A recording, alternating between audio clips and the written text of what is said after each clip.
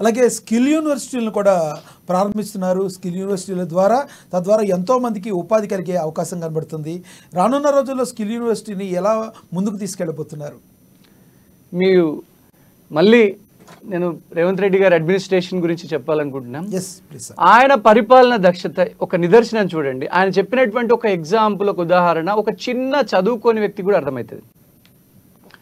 Engineering చేసినటువంటి పిల్లలు 10,000 జీతాలకు ప్రయత్నం చేస్తూ ఉంటే 10,000 రూపాయల నెల జీతానికి ప్రయత్నం చేసినా కొంతమందికి రావట్లేదు. కానీ ఒక తాపీ మేస్త్రి ఎటువంటి చదవకుండానే నెలకు 50-60 వేలు పెట్టినా కూడా ఒక తాపీ మేస్త్రి దొరకట్లేదు. ఎందుకు ఈ అంతరం ఉన్నది?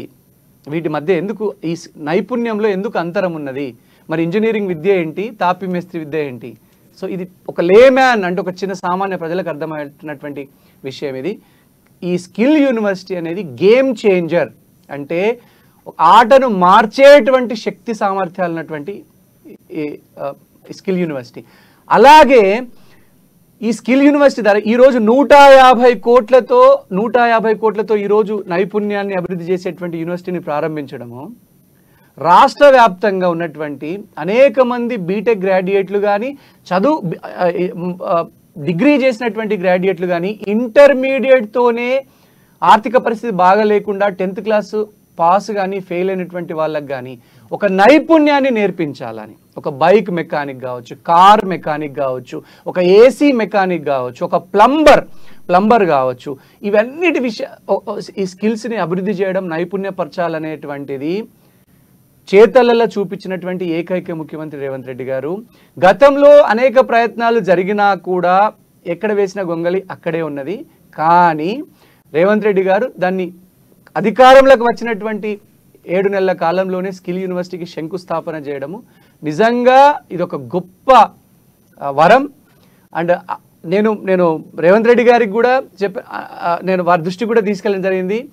ఆదిలాబాద్లో కూడా ఈ స్కిల్ యూనివర్సిటీ యొక్క రీజనల్ సెంటర్ని లేదా ఒక ప్రధానమైనటువంటి బ్రాంచ్ని తప్పకుండా కేటాయించమని ముఖ్యమంత్రి గారికి విజ్ఞప్తి చేయడం జరిగింది. వారు కూడా అదృష్టవశాత్తు సానుకూలంగా స్పందించి వెనకబడ్డ ఆదిలాబాద్ జిల్లాకు స్కిల్ యూనివర్సిటీ యొక్క రీజనల్ సెంటర్ని శాంక్షన్ చేయడానికి చాలా సానుకూలంగా స్పందించారు. వారికి చాలా ధన్యవాదాలు. తప్పకుండా ఈ స్కిల్ యూనివర్సిటీ ద్వారా వచ్చే ఎక్కువ కాలం కూడా పట్టదండి, వచ్చే 2-3 సంవత్సరాల్లోనే కొన్ని లక్షలాది మంది అత్యంత నైపుణ్యమైనటువంటి నైపుణ్యం నేర్చుకొని వాటిని ఇంప్లిమెంటేషన్లో పెట్టి అనేక రకాలైనటువంటి జాబుల్ని సంపాదించుకునేటువంటి అవకాశం ఉంది. ఈ స్కిల్ యూనివర్సిటీ యొక్క గొప్పదనం ఇంకోటండి, ఈ 30 రాష్ట్రాలలో తెలంగాణ ఈ స్కిల్ యూనివర్సిటీ రేవంత్ అన్న విజన్ సరిగ్గా అమలవుతుంటుంది.